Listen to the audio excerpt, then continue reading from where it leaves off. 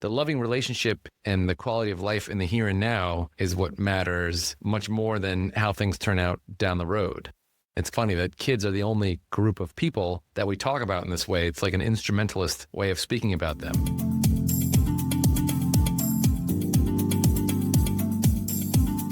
Are you interested in how empowered children can change the future of cities? What do you think about the taking children seriously approach? How can we bring up the next generation in the learning machine, also known as the city?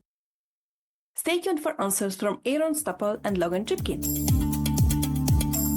What is the future for cities? Do you want to learn more about them? Do you want to know how others think about them? Do you want to be part of the conversation?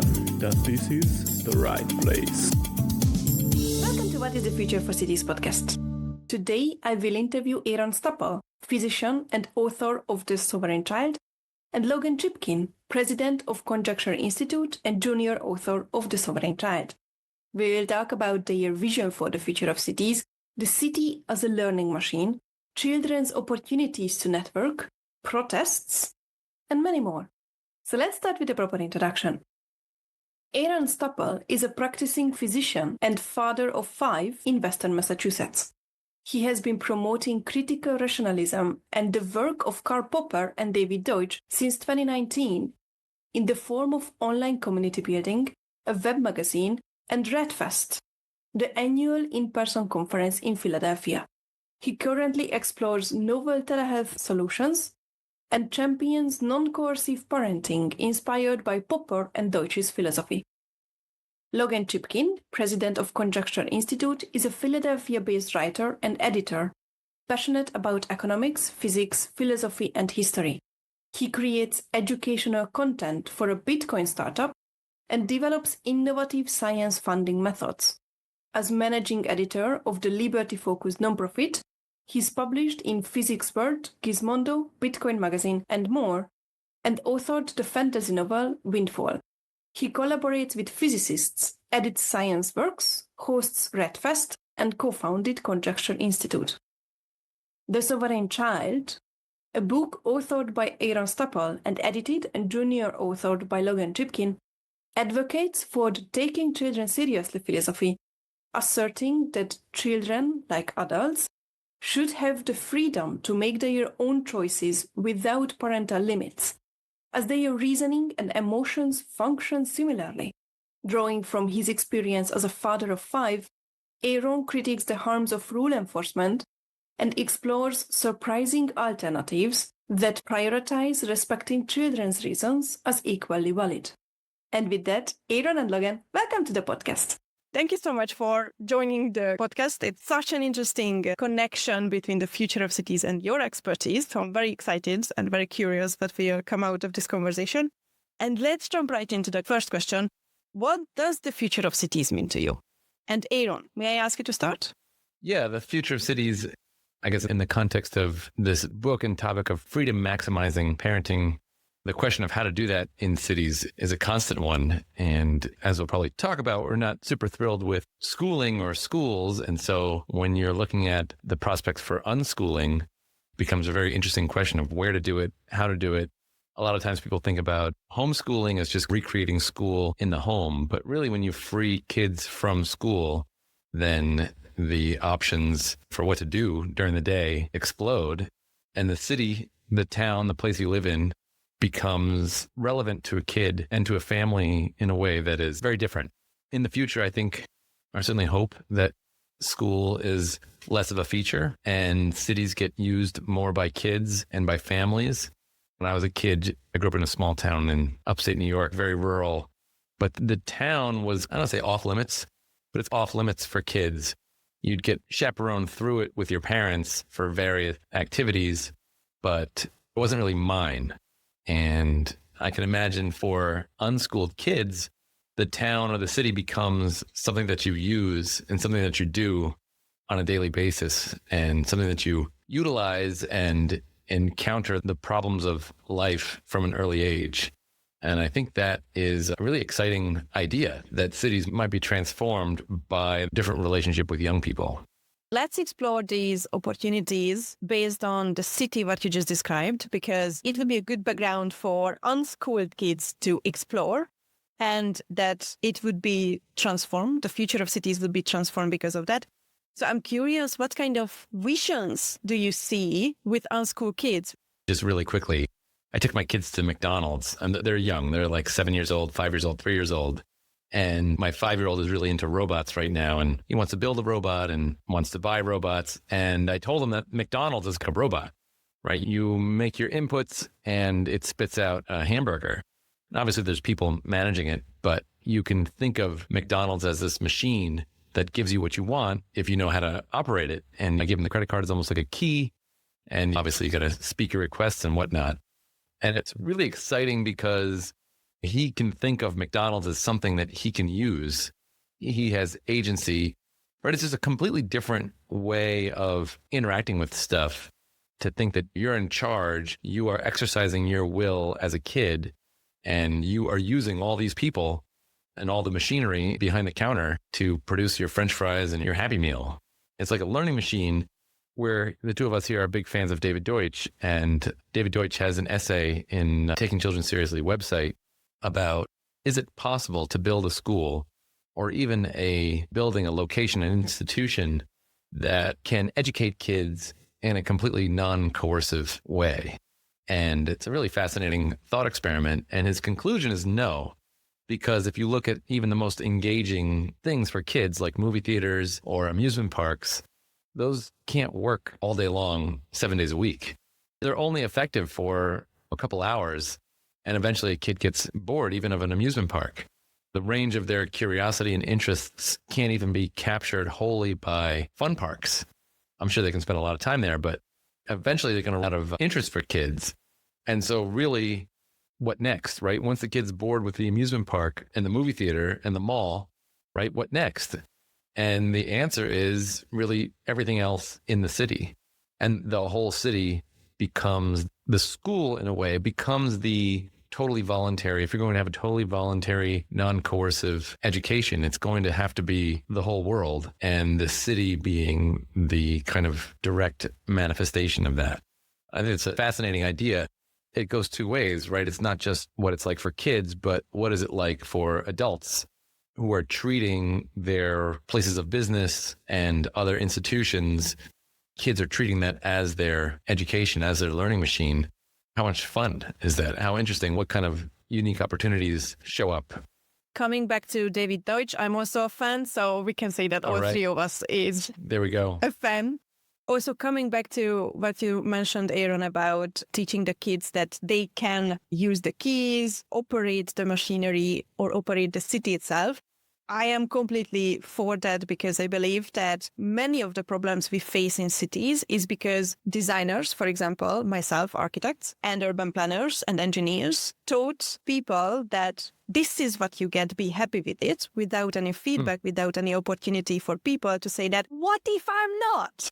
So the empowerment and the ownership of the place of their own environment is not really there for people. So I'm very much for this kind of thinking. When we talk about cities, I would like to know what you mean by cities beside these learning machines and experiment places. Because as a aunt, I have two very small nieces, one 3 years old and one just getting to 1 year. I would be a bit fearful letting them roam in a big city. Fortunately, they are living in the suburbs, so that's a different question. But I would like to know what you mean by the city when you talk about these experimenting areas for kids. I guess I don't really think about it in terms of size, big city, small city, or I know there's a lot of sophisticated thinking about what is a city and what is special about it. And there's really interesting concepts about how much productive cities are at different scales and how durable and how much different ideas can become fruitful and productive with different densities of people. But any kind of clump of people is serving a basic set of functions, even if it's quite small. There's different considerations for every context. So safety would be obviously a bigger consideration in a bigger city. But there's always unique features of different cities. And I don't think of anything being fundamentally different based on how big a city is. Instead, it's more people solving problems together and how do kids fit in with that. And philosophically, they would fit in the same regardless of what type of city or where it is in the Western world. As far as kids being alone in New York City, small kids obviously would need help. But I don't think that there's a conflict between helping kids out and supporting their agency. This is one of the big points in the book, is that it's assumed that if you have to help kids, then they cannot make their own decisions. And I think this is just a very common fallacy. It's revealed as a fallacy if you think about, for example, taking care of a family member, say a brother or sister who's involved in a bad car accident and becomes cognitively impaired and functionally impaired, and they need to live with you, or you agreed to take them into your house and take care of them while they rehabilitate. They would be in a dependent relationship, but you would still want to support their agency, right? You can imagine making dinner for them, meals for them, and they didn't want to eat this meal. You wouldn't just say, well, I'm in charge now because you are weak. And in fact, the opposite would be true. As somebody's rehabilitating, you want to give them as much agency as you can. And so certainly with kids, you want to support their agency as you are also taking care of them and providing for them. That applies to things like food and shelter and clothing. And it also applies to being safe on the street, even in rural areas, and then safety in a dense urban area, right? There's different risks, but the general obligation of the parent is the same. And the general preservation of autonomy is also the same as well. Yeah, I don't see anything fundamentally different. It's just a bigger city obviously poses different challenges and different opportunities. Obviously, it's a lot more expensive, typically in most big cities, but then you also have more opportunities. And yeah, it's an interesting dynamic there. If you think it more simply like a large population of unschooled kids in the city all day, you now have an incentive for businesses and, again, other institutions. People who have their different passions in life have the ability to offer these services to kids who would otherwise be currently warehoused in schools. So if you love the guitar, it's much easier to offer guitar lessons when suddenly the market explodes because there's so many more kids available during the day. And so now you have businesses that can cater directly to kids that otherwise wouldn't exist. Same thing for dance, for sports, for anything. Particularly exciting is the entrepreneurial aspects of this. If you're an auto mechanic, you can not only service cars, but you can train aspiring auto mechanics, right? It's like a vocational environment or an apprentice environment that fundamentally changes so many different businesses, services. And then the experience of being in the city, if you have more kids around, you also have an incentive for, let's say, like a chaperone, right? Like you could have a chaperone service that will safely escort your kid from A to B.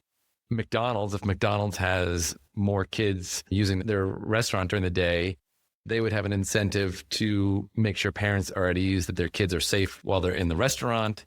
And you could just imagine all sorts of technical solutions to this and entrepreneurial solutions to this. I think it's very exciting for adults. Particularly, again, it gives the more incentive to develop your passion because you have more of an audience to share it with and more of an audience to teach. I think that would just explode the diversity of things available. If you're able to earn an income with your guitar via guitar lessons, then you're more likely to be excellent, become a virtuoso, have a band, you have more public music, et cetera, et cetera. And the same would go for all aspects of life. Another thing I want to say about safety in the city is I think what people envision is that you imagine your 7-year-old that doesn't know anything about the world, and the horror of dropping them off on the subway in New York City is horrifying, as it should be. But it's not like that would be the way it would always be. If you live in the city and you're taking your kids out all the time and they're using the subway all the time, they're learning how the subway works, particularly if the way that you're doing it as a parent is that you are supporting their autonomy. So in other words, what I do with my kids is I let them try to figure out how the elevator works. When we come upon an elevator, it's the elevator game.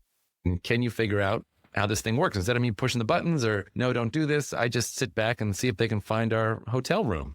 They love it and they learn how the elevator works. And the same goes for the subway and for everything else. Like I said with McDonald's, I give them the credit card and I'll sit in the back and see if they can order the food. That kind of approach or attitude trains kids up from an early age to become skillful at the city, become skillful at being aware of dangers and all the rest of it. And so I think you have, on one hand, you could say there's an extra burden of their safety, but on the other hand, this is one of the things that they're learning.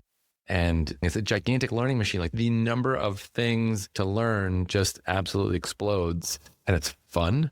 Like trips to the store, I go to the store with my kids and the same thing. Like, what do you want at the store? See if you can go find it. It's really fun.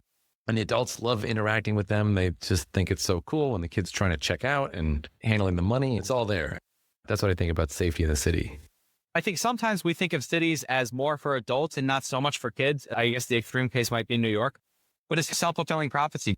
Cities are not for kids, and so people don't develop anything with kids in mind, and so kids don't flock to cities.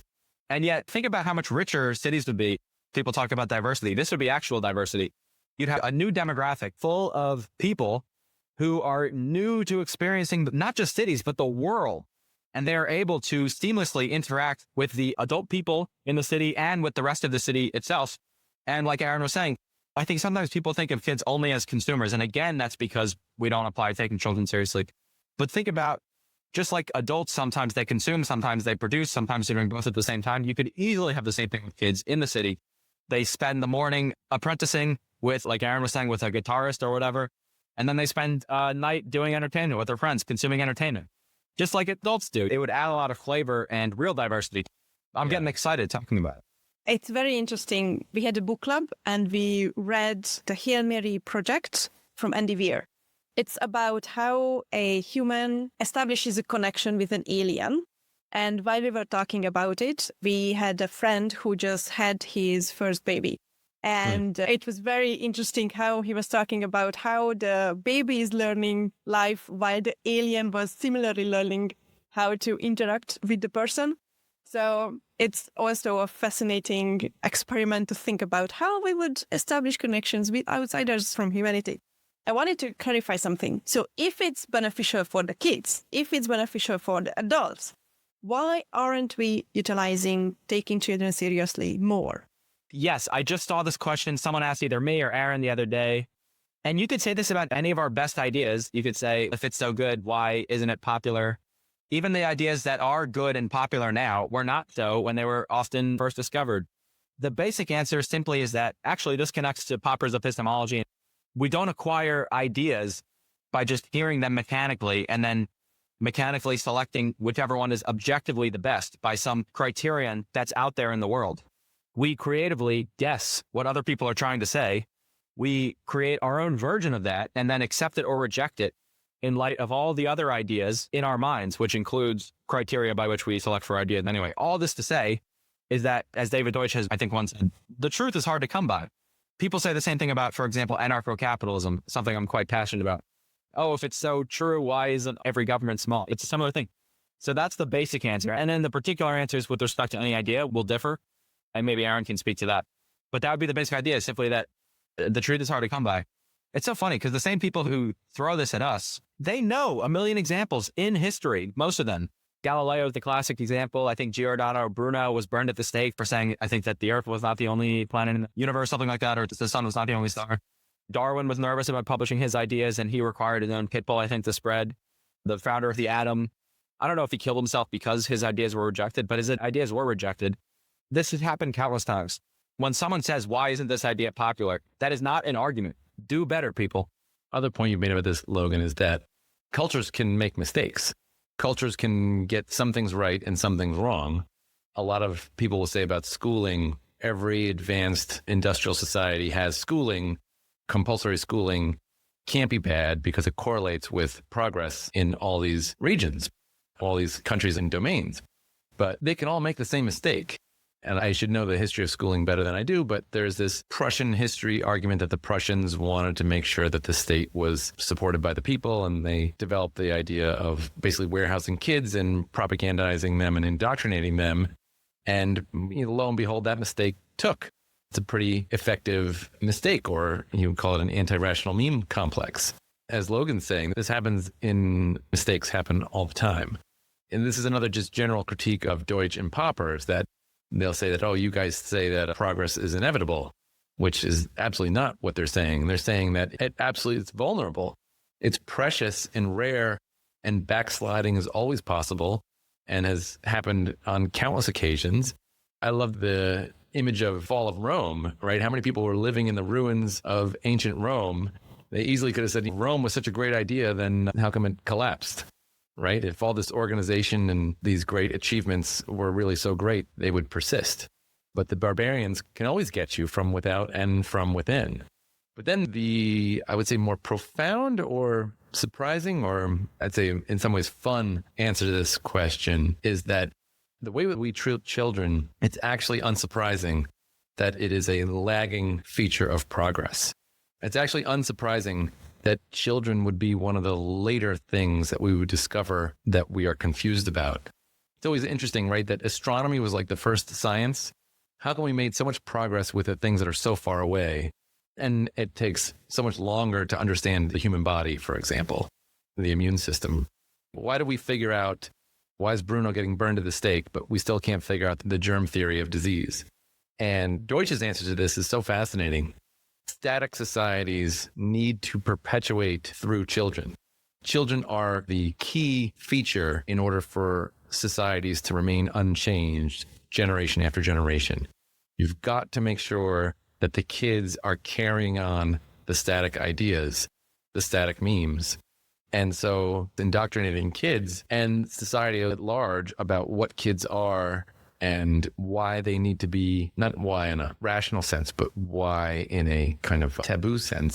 The society needs to understand and agree on the taboos around treating children not as full people, not as full adult, not as knowledge creators, not as all these open ideas about kids and freedom that we have. That needs to be perpetuated, and that would be among the last things to be discovered to be a mistake and to be rectified. Recognize that women are full status people. We recognize that minorities are full status people. It's almost fitting that the last recognition of this would be kids, because otherwise static societies wouldn't be so good at being static. So static societies have to ruthlessly enforce conformity amongst their young, because one reason would be creativity and independence and individuality within one's own mind are enjoyable and fulfilling. And so once you get a taste of that, it can be difficult to reverse that shift. It's something I've been thinking about in another context. There's an asymmetry between staticity that Aaron was talking about and this kind of dynamism. In that dynamism, once you accept ideas and you really understand them, you're not going to change your mind for reasons other than good arguments. That's what a rational meme is, that you don't just drop it because you're being pressured to do. If you have kids and they never really experience these rational means, they don't adopt ideas because there's a good reason to do so, or rather because they're afraid of external consequences. They want to conform. They don't want to take their head above the herd. For a society to remain static, to remain unchanging, to remain obedient to their taboos, their ways of life, you need to clamp down on the creativity early, because once it gets out, it can potentially explode for the rest of that person's life, and that could infect other people. So that would be one way of thinking about it. I think there's also an interesting psychological thing going on. This is not fundamental, but I think it's difficult to get around for societies, even as modern as ours. When it comes to minorities and women, they can defend themselves because they have knowledge of why the way they were treated is a problem. They have acquired all that knowledge. They're 25 years old, they're 30 years old. Famously, Black people, let's say between the Civil War in America and the Civil Rights era, they were writing all sorts of pamphlets and books and beautiful letters, and that persuaded a lot of people. Same thing with women. In a way, we prioritize ideas for which the people who are affected can represent themselves. But when it comes to kids, they can't represent themselves. They don't have the knowledge. They don't know what's going on. They don't know that what's happening is necessarily a problem. Even if they know it's a problem, even if they have an intuition that it's a problem, they can't explicate that the way an adult can. And this, I think in general, anytime there's a demographic that cannot articulate potential problems in their lives, this is when I put on my lefty hat for the first time in a million years. We need to be extra wary of their problem situations. There are other examples. Children are certainly the most fundamental one, because even if they tried their hardest, they couldn't. I think another interesting example would be the elderly have trouble sometimes articulating their own problem situations, and therefore they get less attention. Slightly less severe, I think, would be prisoners. So I think it would be in that order. So I think that's an interesting thing. I say it's not fundamental because once as a culture, we get over the kind of, I guess you could call it a representation bias or something like that, where people who can articulate their own problem situations, we are able to cater towards more. Maybe it's not a bias because it makes sense in a way. Yeah, so once we get over that, maybe we'll pay more attention to problem situations. That's great, Logan. We could add to that sick people like patients, medical patients. Absolutely. Can you elaborate a little bit more on that? You're saying that some groups can advocate for themselves amongst themselves as a group, and kids can't network. They can't network. That's just the start of it. You just made me realize it's a vicious cycle, right? So we don't let them use technology. We don't let them use all these things. So they don't have the technological capabilities that let's say women right now are fighting for their rights. In fact, this kind of happens when it comes to, they do this with Bitcoin in certain areas of the world. But let's say, so they use cell phones for that or whatever it is, or computers. Maybe they don't have full rights, but they're able to use certain technologies. And so they can get around their oppressors and use Bitcoin and then use social media to fight for their rights. For example, in the Arab Spring, that's what I think. But it's even worse for children. So children don't have the technological capabilities. Because of school, I think it's another one of these vicious cycles. There's this weird idea of a 5-year-old needs to be friends with 5-year-old, 7 with 7, and so on. With women, a 30-year-old and a 40-year-old, yeah, we're both women. We both want rights. Let's go. With kids, there's that weird thing. They're constantly surveilled by adults, and not only their own adults in their own lives, but the political system. Very difficult to organize. It would be like a comical scene in a movie to see 8-year-olds picket line protesting in the streets. It would be a comical image, and yet epistemologically and morally, it would be appropriate. That's one issue. And then the other issue is to be able to articulate yourself is not an easy thing. To be able to recognize that you have a problem, recognize that your problem is legitimate, which is kids are basically brainwashed, as you were saying, to think that their problems are not legitimate. And we go into this in the book about how counterproductive that is to tell your kid you're wrong to want that third cookie and this sort of thing. To acquire all the knowledge to be able to articulate not only that you have a problem, but to explain why it's a problem and to explain a solution. To expect that from a 5-year-old, the whole point of taking children seriously, the fact that we must never abdicate is that parents are responsible for their kids' well-being as much as they can allow for that. So to expect all of that from a 5-year-old is an enormous undertaking. So therefore, we who have knowledge of taking children seriously basically have a responsibility to advocate on their behalf until the situation changes, which will happen eventually. And then we can relax a little more and do other things. Dynamite, which also brings us back to cities, right? So networking, big benefit of cities is networking. I've never thought of kids networking with each other to represent, to advocate for themselves. Obviously, they're severely limited, but cities offer opportunities. Obviously, technology offers opportunities and knowledgeable adults offer opportunities, but just the density of a city offers the opportunity for kids to network with each other. That's pretty cool. Maybe your child protest isn't too crazy of a vision. It's a fascinating thought experiment. Because, yeah, what would people do if hordes of children of all ages, let's say, you could have two situations. One is they have adults helping them. That's one situation. The other is total children. And let's just say they are as articulate as the women fighting for their rights or the minorities fighting for their rights. They're as articulate, as peaceful. It would be very interesting. So if that happened tomorrow, I think most people would freak out and say that the parents were being neglectful. Is that basically the protest would be clamped down on. And then generations later, after TCS, taking children seriously, is near universal, we'll look at back the same way we look back now at the pictures of the cops hosing down the black people. For the record, I don't advocate for anti-discrimination laws on libertarian grounds, but I'm just using as an example. I would like to push a bit back because Kelly Busher talked about she's working with children, 5, 3-year-olds. It's fascinating how philosophical can they be. Then we ask them these big questions. What does the future of the city mean to you? How do you understand the city?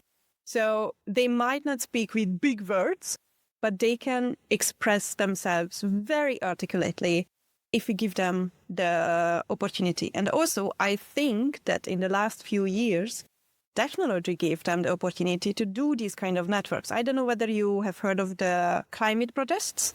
When school children, so not small 3 to 6, but above that, organized themselves and made huge protests around the world. So I'm curious whether you see some shift. No, because, see, I have a reason for what I'm saying. But if I was 5 years old, I probably wouldn't. Or I would have a reason I wouldn't be able to articulate it. Because the climate protests, the adults around them agree with the protest.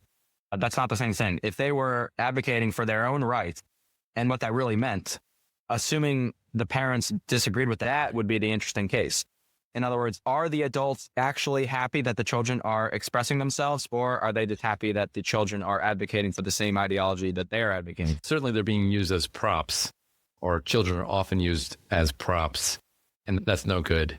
protest where it's actually sanctioned and approved, you're not actually protesting. You are basically being a prop or a token. A great example was Fight for Our Lives. It was like a gun control protest after mass shootings in schools in the States. And it was like kids were not going to school or walking out from school to protest. But the funny thing is that they were encouraged to do that by the schools and by the adults. It's really not a protest by definition. It's doing something to object to, that the establishment objects to.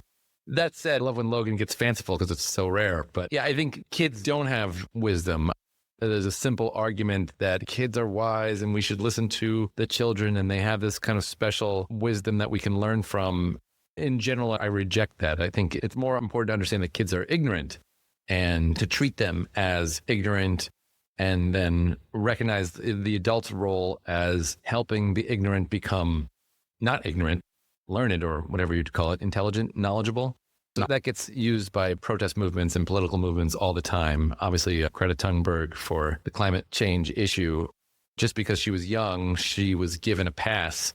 Her arguments were given a pass. They were not scrutinized to the degree that an adult would be scrutinized. And so that's certainly a risk. I think the protest angle for what Logan's describing is more of an example, and that the networking is still there. It would be hard, but I'm sure kids would have some ability to network and some ability to advocate for themselves, and their issues would be taken more seriously the more they were able to do that. Thank you very much, because in my youth, I was working with children in a community and I was always taking them seriously, that let's sit down and discuss what you want to do in your camp. And then we would organize the program around that, or we would incorporate the stuff. So it was in my youth an alien idea for me to use children's ideas as props. But as an adult and as an architect, I can completely understand how tokenistic approaches work, which is a bit sad, but I understand. So we need to be not fearful, but aware of that as well. Which brings me to the next question, because I think tokenism could be a concern. What are the 3 biggest fears or concerns regarding the future of cities for you? There are no guarantees. That is a very important epistemological fact. The generic answer is that the concerns would be the cities become cesspools of political tyranny, of social unrest, of economic, not only stagnation, but regression. We are capable of learning from such experiments. So even if cities failed and caused immense suffering that would not have otherwise occurred, if the rest of humanity, or a significant chunk of the rest of humanity, learned from that failed experiment, that would still be a good thing. Therefore, the biggest concern would be that failure happens and no one learns from it, or they learn the wrong lesson. You see this a lot in history and also in contemporary society. People take the wrong lesson away from things. And this goes to Aaron gave an example of this when he said, every industrialized society has school. Every industrialized society is prospering. Therefore, school causes the prospering. That would be taking the wrong lesson away. You could logically just as well say, therefore, every industrial society is prospering despite school, which is what I would say, and probably Aaron. So that would be, I suppose, my biggest fear is that failure happens and no one learns from it. In a way, that's the worst thing that could possibly happen in project that is mankind. I don't know if I have 2 others that would get close to that level.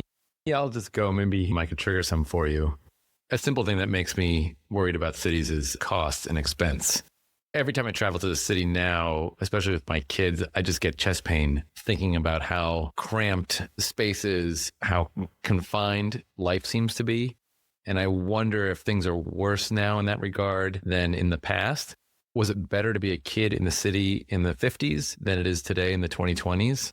Obviously, taking apart, not considering just the general wealth issues of things like having the polio vaccine or that kind of thing, but just life in the city as far as cities go. Is it better or worse now? And then what are the reasons for it being worse? I could be wrong, and it's just my sensibilities, but it does seem to be very expensive. Those would have economic explanations for that. Again, that don't necessarily apply to cities, but I guess fears are for how cities go bad in terms of cities themselves. Another thing that is worrisome is just in terms of networking, how quickly fads spread, intellectual fashions, and particularly harmful and negative ones. They seem to really flourish in cities, and that makes me nervous. Universalizing taking children seriously would definitely remove a lot of the impediments, or would, let's say, facilitate one cure for these fads that I agree with you are quite concerning. namely individualism. So you would not necessarily get swept up by fads. I think in terms of costs of cities, the more cities we have, every economic good competes with every economic good. It's a matter of scale. When you have more than one city, effectively every city competes with every other city. Unless they, which is possible, essentially collude to raise taxes, you could hope that political operatives and entrepreneurs innovate and try to compete with other cities with lower prices. And of course, the spacing issue is an issue. Of course, the oceans provide a lot of area. Big cities on the oceans could resolve that. It might be that children in cities in the 50s did have a better experience. Certainly, the West has backslid in certain ways. So thinking about badly managed cities in the States, it seems like they go bad in their particular way. And there's a particular kind of blight that my guess is it doesn't hit the smaller towns in the same way. Maybe there's an absence of richness in smaller towns. And so there's maybe less to lose. And maybe my perception is just altered by my own echo chamber of where I get my news. But New York City is the city I know the best, New York City and Boston, and they just seem like they have lost a lot of what makes them appealing. It seems like those things are inaccessible to most people. And right, everything has trade-offs. You're getting the negative side of the trade-offs of being in the city, higher cost of living, without getting that much of the benefit. And does that mean for kids? I don't really know. I guess just in the context of the other things that we've said that seem to be appealing for kids in cities would be lost. After such doom and gloom, what are the three biggest opportunities regarding the future of cities for you? I think it's the same answer as I gave earlier, which is basically political, physical, and social innovation. Political in the form of new ways of doing politics, new policies. In my case, I would love to see as close to a completely, fully private property society as possible. I would say the same thing. A lot of what I said before about the exciting opportunities for different entrepreneurs and for people to be able to exercise their passions and be able to teach kids and all the opportunities for apprenticeship. One thing I noticed when I was living in Boston, it was really surprising to me how siloed I was from other people who were living right next door or in the same building. And that's one thing I'm just hopeful for in general is to figure out. I know lots of people are working on these kinds of things and there's lots of ideas for this, but my sense is still that it's oddly isolating being in a city. Growing up in a small town, everybody knows everybody, and just being gregarious and conversational as you're going about your day. When I go to Starbucks, I don't know who the baristas are, but in a small town, you know who the people are behind the counter, and everything is more personal and more connected. It seems like that, obviously not going to bring a small town feel to a city, but there is a kind of atomization that goes on. I guess that's what I'm hopeful for. When we move to where we are now, we're trying to form friendships.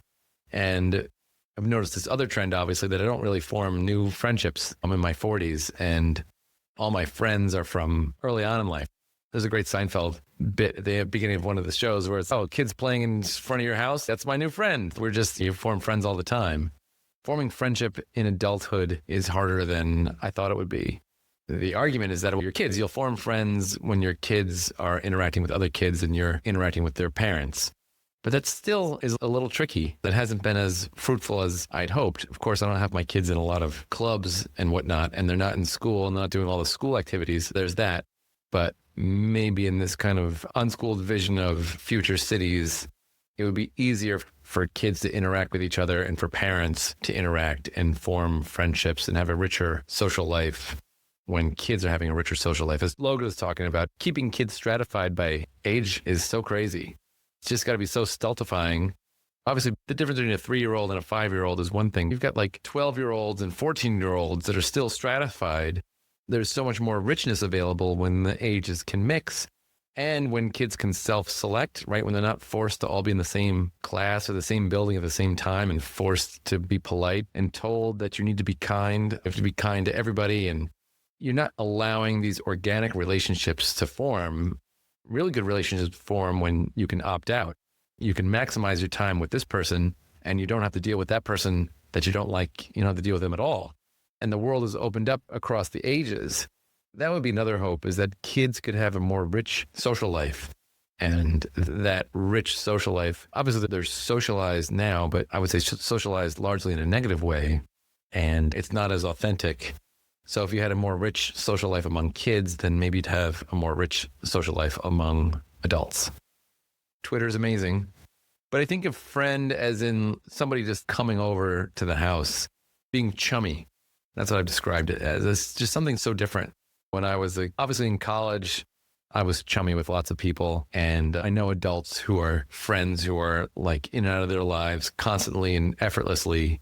I don't know if I wish I prioritized that, but I think it's funny that when you think about your well-being as an adult, obviously you think about career and family, but friendship is down the list. In other words, you go to college and then you choose your career, and where you live largely depends on your career and maybe your connection to your family or some idea of which kind of environment to live in. But why didn't I choose to go to where my friends are? Leaving college, wasn't I able to say, or some of my friends able to say, let's continue being friends together in this region or something like that? That would be considered weird, right? It's almost like forming a commune. Is it that crazy given how important friendship is for quality of life?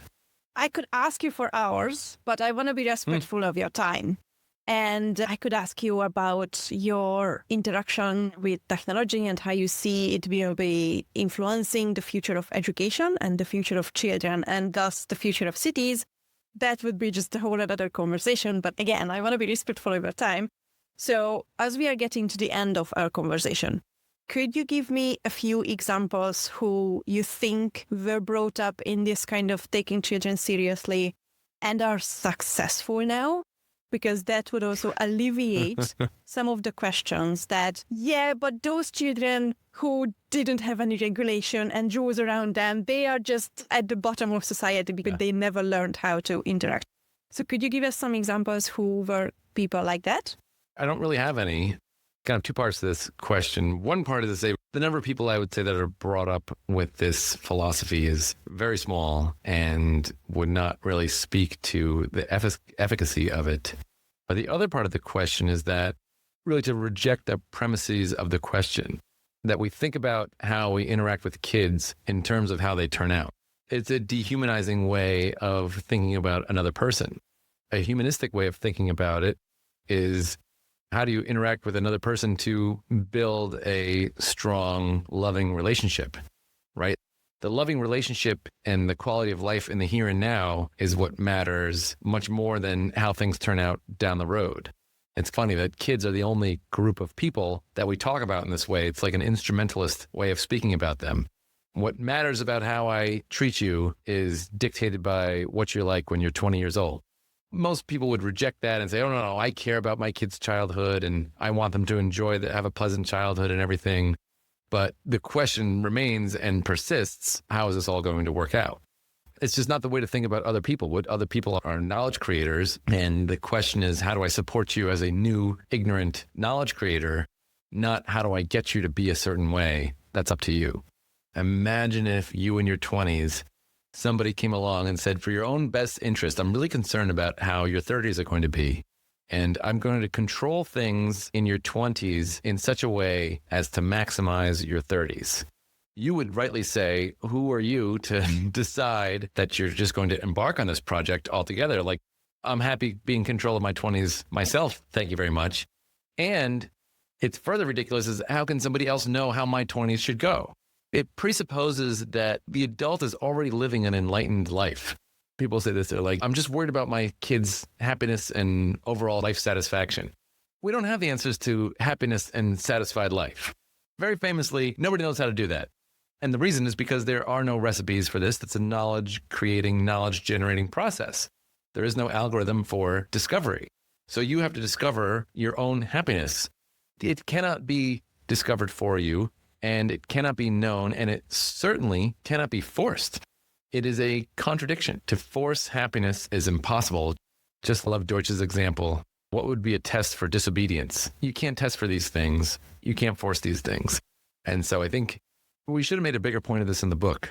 It seems like a cop-out to reject the question, but the frame of the question has embedded within it a certain stance toward kids that we're trying to overturn. At the same time, we do care about the outcomes. I care intensely that my kids are happy, creative, productive, that they flourish, that they're independent. I want to achieve those outcomes. I just recognize that they cannot be forced. And I feel like the best way to achieve them is to produce those things now. And how do you produce those things now? I think I have to help them discover them. And how do I help my kids discover things? The central key of discovery is freedom and autonomy. You can't discover things without those. So how can I provide freedom, autonomy, obviously safety, support, knowledge? I supply all those things with the hope that they achieve those outcomes on their own, but I'm not controlling or forcing them because I recognize that those are impossible. It is very tricky. Sometimes the temptation for us is to get a little snarky, which we really shouldn't do because it is counterintuitive to how we think about things. And it is a very delicate balance. I think you were saying earlier, Fani, about safety in the city, delicate balance to be with a kid in dense urban environment, to help them be autonomous and not step on their toes, help them be safe, but not step on their toes. I don't mean to be cavalier and just, this is all easy, but I think try to find the switch in your mind that wants evidence or wants some measurement of outcomes and instead think of it the other way. Oh, another way to flip that switch is just to imagine what the research would look like, right? Let's say there was 1,000 kids or adults who had been raised in a fully taking children seriously 100%. And you had those 1,000 kids. What questions would you want to know? What would be the measurements that you'd be interested in? If you're interested in their happiness, how would we measure their happiness? Would it be based on surveys? Obviously, surveys of happiness are fraught with all sorts of problems. Anybody raised in some radical parenting method might be very inclined to represent it well, to speak better of it than they actually think about it, to try to please the survey administrators.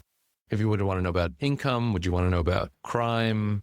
You'd want to know various things, but these would be hard to measure. There's plenty of people that are very successful, but also have empty, broken lives.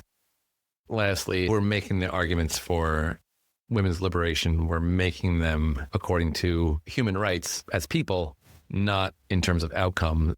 And there were plenty of people at the time who were citing the research, the evidence that women would be sad, would be depressed, they wouldn't be able to handle the responsibilities and burdens, life on their own and private property and whatnot. At the time, the arguments were they didn't really care about the evidence. They wanted to do it themselves anyway. They're willing to take on those burdens. And even if it worked out poorly, they would rather be free and burdened by bad outcomes than be unfree. I am so happy that we were able to have this conversation. And again, I could ask you for hours because this is freaking interesting. What is your role in establishing the future of cities? One way of thinking about the Popper and Deutschian ideas is that you want ideas to flow, right? You want a fully dynamic society where every idea sinks or swims according to its own merits about whether it works, whether it solves problems or not, whether it's useful. And you don't have any blocks in the form of taboos or shaming and various blocks toward criticism, various blocks of the free flow of ideas. And I like this kind of framework where in the ancient past, society was fully static and there was nothing but blocks and ideas didn't have any flow at all. And now we're 50-50. There's still tons of blocks out there, but there's lots of freedom of interaction of ideas. And psychologically, to try to remove the blocks that are in your own mind, taking children seriously is trying to remove the blocks parents and adults typically impose on children. But in general, a fully dynamic society would be everybody taking everybody seriously. All ideas are free to bang around against each other. And my goal would be, obviously a city would be just a extremely dense region of idea flow and collision. And so how do you remove the blocks in that environment? And so everything that we're talking about is about removing blocks to the free flow of ideas. And please keep up this good work because it's very important and I can get behind that, obviously. Great. Thank you so much.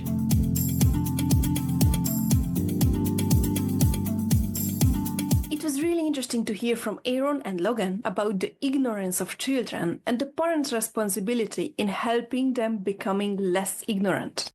Not to mention their opportunities regarding less governance and rules. Eric A. Briman talked about reduced government role in a newly established city in episode 296. You can find out more about Aaron and Logan online. All the links are in the show notes.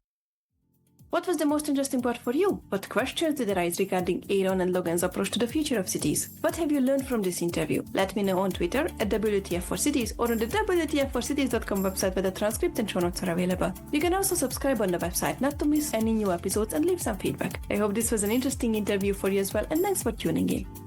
What is the Future for Cities podcast?